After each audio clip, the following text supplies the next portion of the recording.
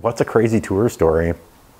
I mean, I hear about other people's tour stories and I think they're crazy. When I think about stuff that happens to me, I'm just like, I don't know, nothing ever happens to me. If anybody who's not a musician has a conception of touring, it's probably based on sort of mythology from popular culture. If you hear the crazy stories about bands on tour, you see like movies about documentaries and stuff, where they're down in fists of vodka.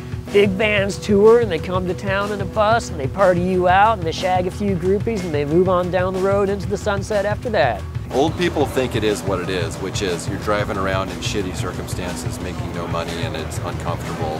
But, you know, if you want to do it, you're young, do what you want. Young people think it's like a non-stop party, which it isn't. I would say 75% of the tour is boring as fuck. You have 10% of you're actually on stage, like playing music or like doing stupid stuff with your bandmates. And then most of the time you're just sitting there. I would say that the fantasy of touring is probably Almost Famous, and the reality of touring is The Road. Or Mad Max, where you constantly feel like you're about to run out of fuel. You may as well just like hook a vacuum cleaner up to whatever paltry sum of money you've ever accumulated in your life and just...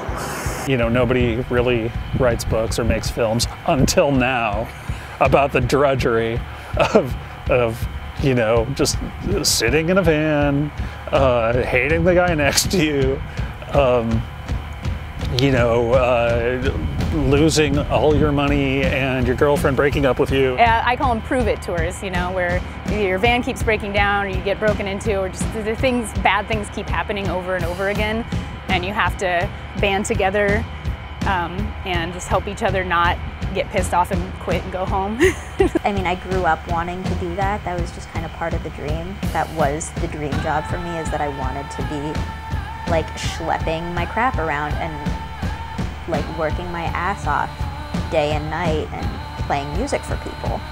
It's like when you hear women talk about giving birth, and you know, they'll have a baby and they'll tell you the story about how brutal and gnarly we always hear. It's always like some heroic story of what they went through to get this human being into the world.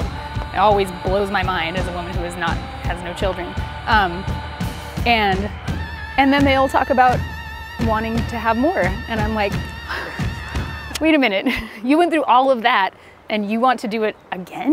Why do we put ourselves through this? It's because when it transcends and when it hits, there's nothing quite like it. What are you going to do? More stories! Recap. More stories? Well, I don't know. Time. What? Hey, hang on, I'm going to bring the mic to the Alan. He can tell that joke.